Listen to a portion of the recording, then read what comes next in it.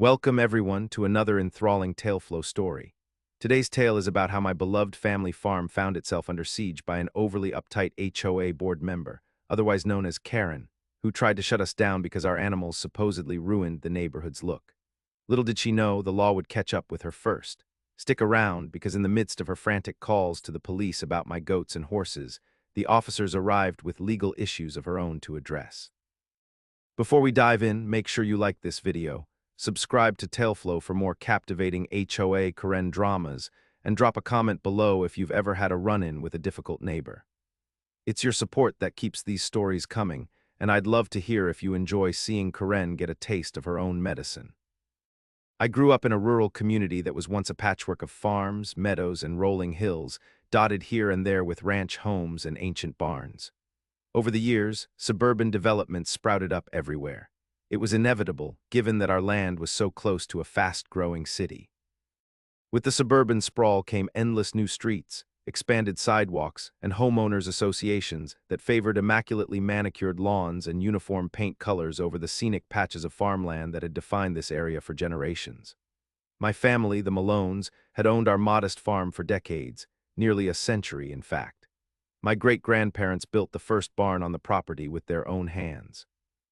Dad used to say they put a little bit of heart and soul into every wooden beam, every fence post, and every bale of hay. The farm mainly focused on raising goats and chickens. We also had a few horses that grazed lazily in the pasture, plus a couple of hives for honeybees tucked behind a row of willows near the creek. Although more and more suburban homes were closing in around us, we stayed put. We had enough land and the right zoning to continue as a working farm, even if we sometimes had to fend off curious new neighbors who complained about the aromas or the gentle clucking in the morning. Generally, though, we tried to be good neighbors, offering fresh eggs and goat cheese samples to anyone who was open-minded enough to give them a try. Things changed drastically about a year ago when a large development corporation snatched up the acreage right across the road and constructed a fancy new subdivision with rows of identical houses in pastels. Those homes fell under the control of a homeowners association with notoriously strict rules. Everything from the height of your hedges to the type of mulch in your flower beds was regulated. People in those homes were required to keep their grass at a specific length, ensure that no cars or sports equipment were in the driveway for extended periods, and maintain a pristine exterior. It was the polar opposite of our farm, where you might occasionally see a chicken or two wander up to the porch, or find a goat nibbling on the edge of the garden fence. That was where Karen came in. She was the newly elected president of the HOA, having moved into the neighborhood a few months prior. Rumor had it that she started drafting new subdivision guidelines the day she unpacked her last moving box. If Karen had her way, everything from the color of your window boxes to the shapes of your stepping stones would be regulated. Her mission: make the entire neighborhood look like it was cut from the same sterile cloth. Naturally, our farm was an eyesore to her. Even though our farm lay just outside the official boundaries of the HOA, Karen seemed to think her jurisdiction extended to every property within her line of sight. She was constantly passing by our place, either during her morning walks with her perfectly groomed poodle or while driving her pristine white SUV.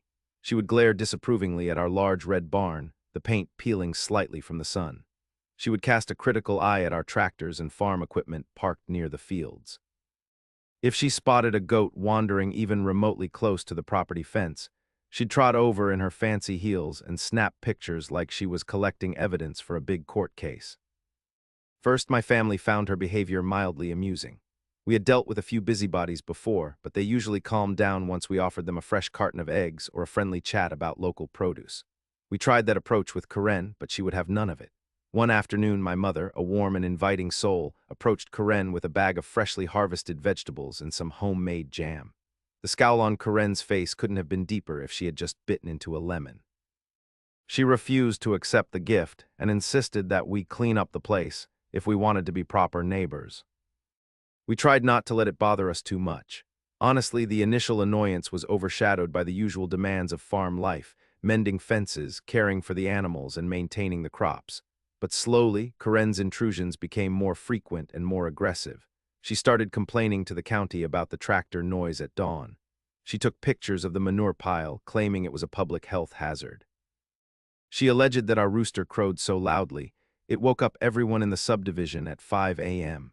An outright exaggeration, because our rooster rarely crowed before 6 a.m. and the houses were easily a quarter-mile away. The tension escalated about 6 months into her residency, when Karen began delivering typed letters in our mailbox, sporting the HOA logo at the top, despite the fact that we were not members of the association. She wrote that we were violating the spirit of the neighborhood with our unsightly barns and unpredictable livestock. Then, in bold letters, she cited something about potential code violations.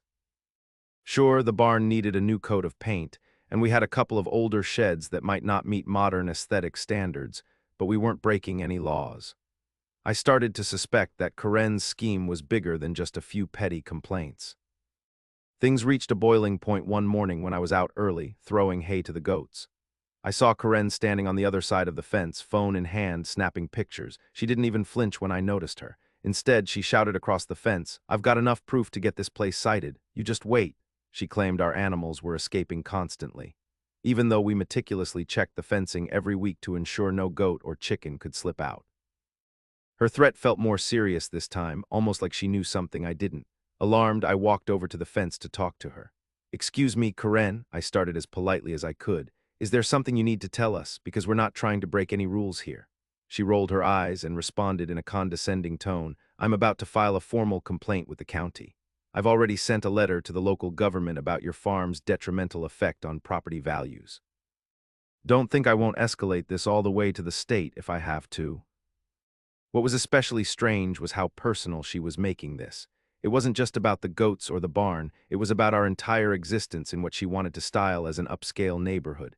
She dropped hints that we were in the way of progress, and that eventually all farmland in this area would be gone. That stung. My family had poured generations of labor, love, and hope into these acres.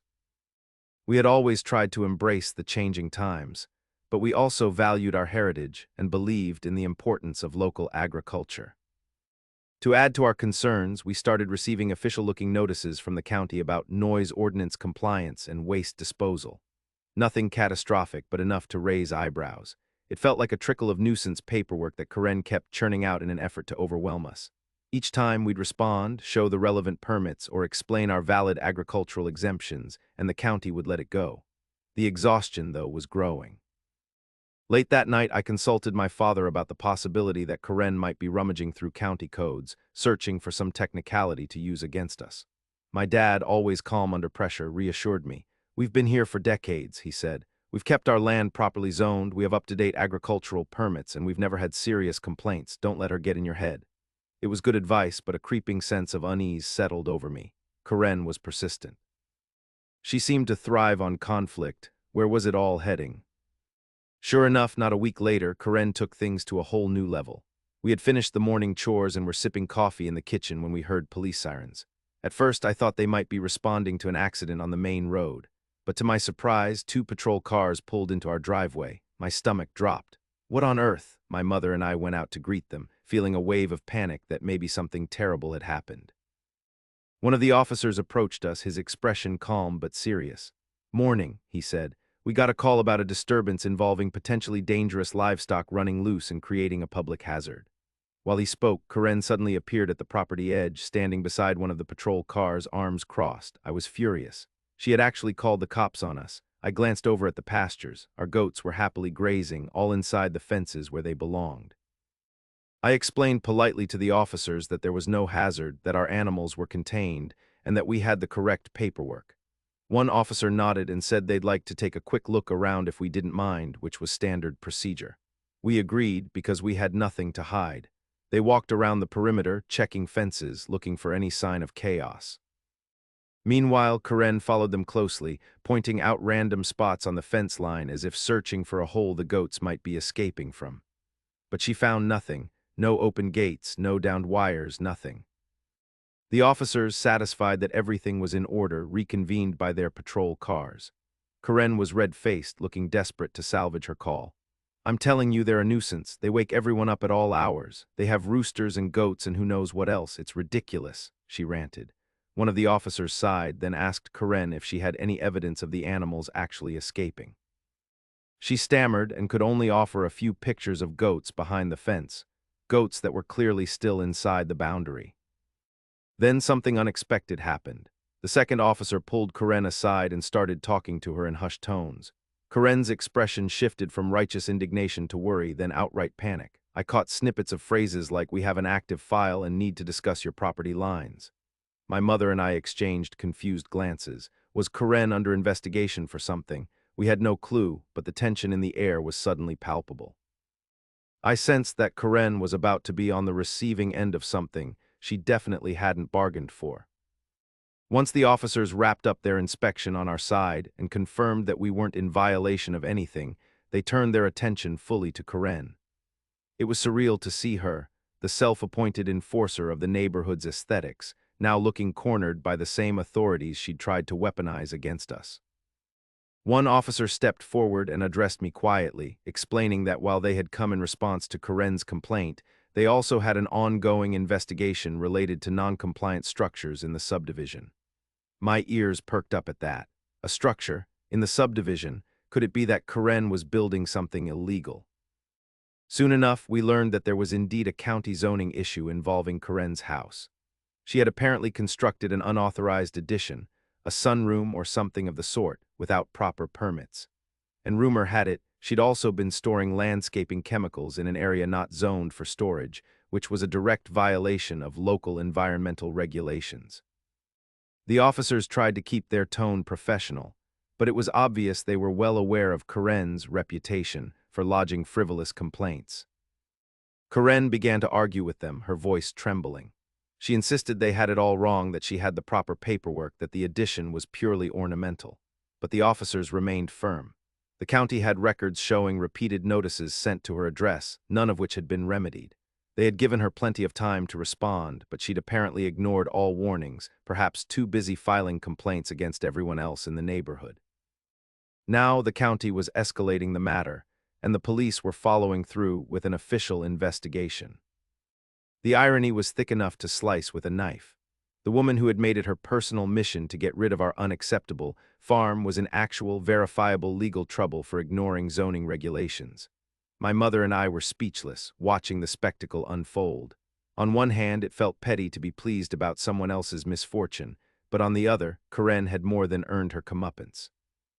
The lead officer told Karen that she would need to appear before a local magistrate if she failed to address the violations within a certain time frame. He handed her documents outlining the steps required to resolve the illegal addition on her property. Karen's face was a portrait of disbelief and fury. She glanced over at us, and for a moment I expected another tirade. But apparently she realized the situation was dire enough for her to shut her mouth. She snatched the paperwork from the officer, huffed loudly, and stomped away, leaving us, the officers, and her unsubstantiated accusations behind.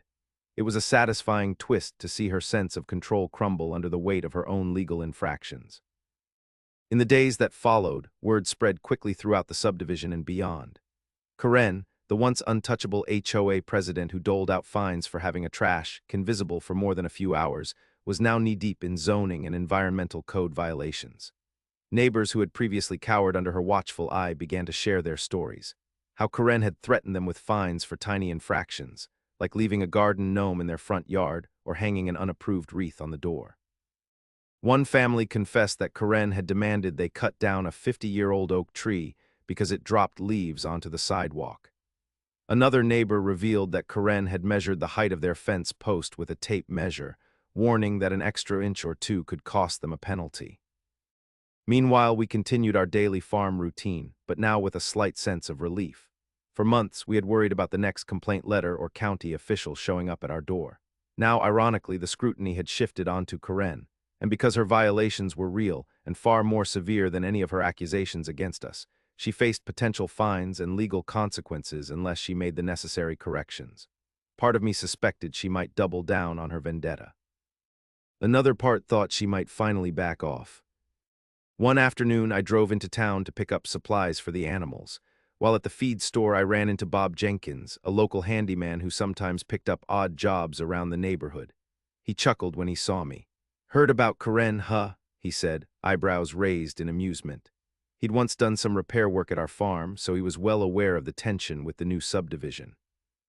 Word is she built that fancy sunroom to impress her sister-in-law, but never bothered to file for the permit. When the county told her to fix it, she just ignored the notices. Bob went on to say that the HOA board was in disarray because their own president was facing violations. Some board members thought it reflected poorly on the entire association. Others were just relieved that maybe Karen's iron-fisted leadership would loosen. She had been driving everyone crazy with her relentless push for uniform perfection. Bob joked that maybe the HOA should have mandated a background check on potential presidents before giving Karen the gavel. By the time I returned home, my head was spinning with all the updates. It felt almost surreal that the tide had turned so dramatically. We had grown used to living under a cloud of constant suspicion, but now the spotlight was on Karen. As I pulled into our driveway and saw the goats frolicking in the field, I realized how grateful I was that we had stuck to our principles. The farm was still standing, the animals were safe, and better yet, we were no longer the main target of her baseless complaints. Curiosity got the better of me, and I decided to do a little digging into Karen's background. It wasn't exactly my style to snoop, but after what she'd put us through, I figured it couldn't hurt to learn more about her motivations. Rumor had it that she'd come from a big city where she was deeply involved in local committees, always pushing for stricter neighborhood regulations. Maybe she thrived on enforcing rules. Maybe she had some personal vendetta against farmland. Who knew? I discovered that Karen had been part of 2 previous HOAs before moving to our area. Both had ended badly. One association had disbanded after her leadership caused internal feuds, and another had forcibly removed her from the board because of misconduct allegations. None of it was exactly public knowledge, but local gossip had a way of floating around. It seemed Karen was the type of individual who needed to control everything and everyone around her. Perhaps she believed that if she could shape an entire neighborhood to her vision, she'd find some personal validation or power. Knowing this gave me a strange sense of pity for her. Underneath all that hostility was probably a person who just needed a hobby or a friend. But that sympathy only went so far. We'd spent months on the receiving end of her power trip, and my empathy didn't extend to letting her reign of terror continue. About a week after the police visit, I ran into her by chance at the local grocery store. She stood by the produce section, inspecting apples with an air of condescension, as though they too were violating some rule. I debated whether to say hello or pretend I didn't see her. Ultimately, I decided to face her head-on. Walking over, I greeted her politely. She barely looked at me, muttering a quick hello under her breath. Sensing a bit of tension, I tried to maintain a calm, neighborly tone. "I hope everything's getting sorted out for you," I said, referring, of course, to her zoning troubles. She looked up, and for a second her usual glare faltered. She seemed tired, almost defeated. Then her eyes hardened. "It's none of your concern," she snapped. "Just keep your animals off my property and we won't have problems." Before I could respond, she wheeled her cart around and stormed off, leaving me standing there with a mix of relief and lingering frustration. It was clear that Karen wasn't interested in any kind of peaceful resolution, at least not yet. Despite her dismissive attitude at the grocery store, Karen must have realized that her legal troubles were real and immediate. Over the next couple of weeks, a flurry of activity erupted at her property. Construction trucks and workers showed up to address the illegal addition. Sometimes I'd see them hauling away piles of debris, other times they'd be reinforcing structural elements to bring them up to code. It wasn't a simple fix by any stretch. From what I could gather, Karen had built the sunroom entirely without any architectural review or permits, meaning she had to basically start from scratch in order to make it legal. The HOA board also took some action. While they didn't remove Karen from her position immediately, they held a special meeting to discuss the situation. I heard from one neighbor that it was a heated affair. Some members argued that Karen was tarnishing the reputation of the entire neighborhood, while others claimed that her strict policies were the reason property values had risen. Still, the threat of fines and possible civil penalties from the county overshadowed the debate. Rumors circulated that Karen might step down voluntarily to focus on her own problems, though she hadn't made any official statement. For our part, farm life continued. We were in the middle of a busy season, new goat kids were arriving, and our hens were laying eggs at a brisk pace. The orchard also needed tending, and we had a small roadside stand selling produce, honey, and eggs. I half expected Karen to launch one last complaint about the stand being an eyesore, but oddly enough, she went radio silent. Perhaps dealing with the county and the contractors left her with little energy to meddle in our affairs. Yet tension still simmered below the surface. I saw Karen occasionally patrolling the neighborhood, though she avoided making eye contact. A few times, I spotted her meticulously photographing other houses in the subdivision, presumably checking for minor infractions. She was still Karen, after all, obsessed with rules and ready to pounce at the slightest misstep. One sunny afternoon, I was working in our small greenhouse when I heard a knock at the door. It was Mrs. Caldwell, an elderly neighbor from the subdivision who actually liked our farm-fresh produce. She had brought a basket of cookies as a thank you for the fresh eggs we'd given her. We chatted for a bit, and she confided that the atmosphere in the HOA had changed dramatically since Karen's trouble began. Neighbors who'd been fined or reprimanded by Karen were coming together, sharing stories and questioning the legitimacy of some of her previous actions. "It's like the neighborhood is waking up," Mrs. Caldwell said. "We were all too scared to speak up before, but now we see she's not invincible." Around this time, I received a knock on my door from two men in suits, county inspectors who had come, not because of a complaint against us, but because they needed to verify the boundaries between our farm and the subdivision. Apparently, Karen had claimed our livestock fencing encroached on neighborhood property. This was news to me, as we'd had the same fence line for decades, and the original survey documents were crystal clear. Still, I cooperated fully, providing the official surveys and land records. The inspectors walked the property line, GPS devices in hand, checking everything meticulously. In the end, they concluded that our fence was well within our boundaries, and there was no encroachment at all. They even apologized for any inconvenience. Then, in a moment of candor, one inspector let slip that Karen had been aggressively filing multiple claims about property lines, not just against us, but against 3 other neighbors. "It's been a headache," he confided, rubbing his temples. "We keep coming out to confirm she's mistaken." I couldn't help but wonder if this was Karen's last-ditch effort to regain some semblance of control. With her own property under scrutiny, maybe she thought she could deflect attention back onto others. It felt like a final, desperate move, one that only further eroded her credibility. To counter any future disputes, I visited our local courthouse and obtained updated copies of all property-related documents. I even paid for a professional surveyor to update our markers, just to ensure there was no confusion. The surveyor was crystal clear. Our farm's boundaries were exactly where we believed them to be. If Karen tried to claim otherwise, she'd be fighting against the very maps and records the county had on file. During that time, I also reached out to some neighbors to foster goodwill. I offered to host a small open farm day for families in the subdivision where their kids could come see the goats, learn about caring for chickens, and enjoy fresh produce. It was a modest event, but it was an olive branch, an invitation for the community to connect with what we were doing, rather than just see us as that old farm next door. To my pleasant surprise, a fair number of people showed up. Even parents who'd once given us sideways glances at the grocery store came by with curious kids in tow. We handed out goat cheese samples and honey sticks, explained how we humanely raised our animals, and by the end of the day, several neighbors had newly enlightened attitudes. Some even said they'd talked to the HOA about finding a way to peacefully coexist, farmland and suburb alike. With the community slowly warming up to us, Karen's isolation grew. The final straw came when the county slapped her with a deadline to remove or bring her unauthorized sunroom addition up to code. She had tried to blame the contractor, to claim ignorance, but county officials had the paper trail. She never filed a single permit, nor did she comply with repeated notices. The HOA board called an emergency session to discuss whether someone under active county investigation could remain in the presidency. Word got back to me that Karen showed up with a binder full of printed emails and pictures, probably more evidence against us and other neighbors, trying to prove that she was on some moral crusade for the betterment of the neighborhood. But the board saw through it.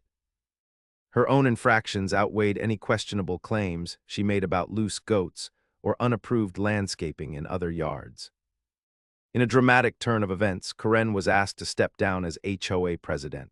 The official reason given was that her conduct did not align with the community's best interests. Some of the more sympathetic members tried to thank her for her previous service, but her exit was anything but graceful. She stormed out of the meeting, leaving behind murmurs of relief.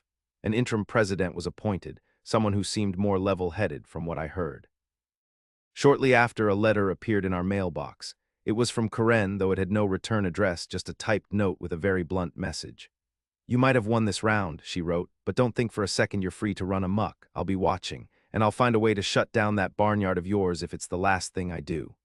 The words were vicious, dripping with resentment, like she had poured every ounce of her frustration onto the page. I showed it to my father, who shook his head and said, "Some people just can't let go. Don't give it any more thought." Despite the threatening tone, I sensed that her power to harm us was dwindling. Her credibility in the neighborhood was shot. The county had her under scrutiny for environmental and zoning violations, and with her forced resignation from the HOA, she no longer had the official platform to impose her will on everyone else. Still, the letter gave me a chill. I knew better than to underestimate someone as persistent as Karen, but I also felt confident that the worst was over. As weeks turned into months, the newly structured HOA seemed more focused on practical improvements, like repairing common sidewalks or organizing community events, rather than policing every blade of grass. A sense of calm returned to the area. We continued to operate our farm stand, and more neighbors dropped by, forging a friendly rapport with us. The hostility that once radiated from the subdivision softened into something much more manageable. Karen, however, became something of an enigma. She rarely appeared in public, at least not at the times when I was around. Occasionally, I saw her silver SUV passing on the street, or spotted her hurriedly pulling into her driveway, looking over her shoulder as if to avoid small talk. Some said she was in the process of selling her house, unable to cope with the damage to her reputation. Others claimed she was busy consulting with attorneys to fight the county's case. One rumor even circulated that she was staying with relatives while she decided what to do next. Regardless, her presence in the neighborhood diminished significantly, and the air felt distinctly lighter. Our farm, meanwhile, was thriving. We started an educational program for local schools, inviting kids to learn about sustainable agriculture. We also worked with a local chef who loved featuring our goat cheese and fresh eggs in his dishes. Business blossomed, and the tension we'd carried around for so long began to dissipate. It was remarkable how much energy we'd spent worrying about Karen's next move, and how liberating it felt to not have that cloud hanging over us. One day, I found myself reminiscing about the struggles we'd endured since Karen arrived. For all the stress and headaches, there was a silver lining. We'd grown stronger as a family and more connected with the community. The adversity had forced us to clarify our rights, update our paperwork, and engage with neighbors in ways we never had before. And in a weird twist of fate, Karen's attempts to undermine us actually brought our farm some positive attention. People admired that we stood our ground and cooperated peacefully with the authorities, showing we had nothing to hide. As for Karen, I heard that she eventually completed most of the renovations needed to appease the county, but at a steep financial cost. The last I heard, she was still dealing with fines for improper chemical storage in her garage, something about hazardous materials not being reported. She had no one to blame but herself for that one. Word on the street was that she made a half-hearted attempt to rejoin the HOA board but was swiftly dismissed by a unanimous vote. Once you lose the trust of a community, it's nearly impossible to regain it. Amusingly enough, one final twist came when the local newspaper decided to run a feature on our farm as part of a series on innovative small farms in transitioning neighborhoods. The reporter asked how we balanced tradition with modern life amid suburban sprawl. I was candid about our experiences, explaining that we recognized the importance of courtesy and cooperation, but also that farmland had a legitimate legal right to exist in this evolving area. I even touched on the HOA tensions, though I avoided nomming Karen directly, describing it as a learning experience for both us and the neighborhood. The article was well received. We got a few extra visitors at our stand, some new supporters for our produce box subscription, and a flurry of encouraging messages from strangers who appreciated our stand against bully-like behavior. It felt almost surreal to think back on the day Karen first stormed up to our fence, convinced she could eradicate our farm. Now here we were, not only standing but flourishing. The negativity she'd brought had been overshadowed by the resilience of our family and the goodwill of neighbors, who eventually saw the value in what we do. About 2 weeks after the article ran, I was tending to the orchard when I noticed a familiar figure at the edge of the property. Karen was there, standing just beyond the fence line, looking at the barn. We locked eyes for a moment. She held a piece of paper, perhaps some final letter or notice. I braced myself for another round of accusations, but to my surprise, she turned away, got into her car, and drove off. There was no confrontation. Maybe she realized she had lost this battle, legally, socially, and morally. Maybe she finally saw that our farm wasn't the blemish on the neighborhood she once claimed it to be, but something that enriched the area. I never heard from Karen again. A A few days later, a for sale sign sprouted up on her lawn. Within a month, the house was sold and she was gone. Some folks said she moved back to her old city. Others believed she went to a completely different state. Either way, she was no longer our problem. The new family who bought the house popped by to introduce themselves, and they seemed genuinely excited to be living near a working farm.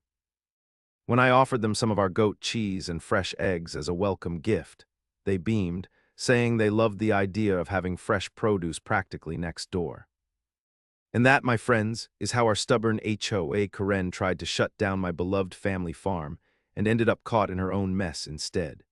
From calling the cops on our goats to ignoring her own county violations, her relentless crusade finally crumbled under the weight of her own arrogance. In the end, her departure felt more like a quiet surrender than any grand final showdown. We came out stronger, with new community connections and a renewed appreciation for the land that has been in our family for generations. If you enjoyed this roller coaster of neighborhood drama and farmland pride, please hit that like button and share your thoughts in the comments below. Let me know if you've had a similar experience with someone trying to push you out, or if you just love hearing about HOA Karen's getting a reality check. And of course, subscribe to Taleflow for more captivating stories where everyday folks stand up against the unexpected forces trying to bulldoze them. Thank you so much for tuning in. I hope you'll keep following along for more tales of resilience, community, and the occasional comeuppance of a persistent Karen. Remember, no matter how neatly trimmed the lawns or how identical the mailboxes, there's always space for individuality and tradition. Take care, and I'll catch you in the next video here on Taleflow.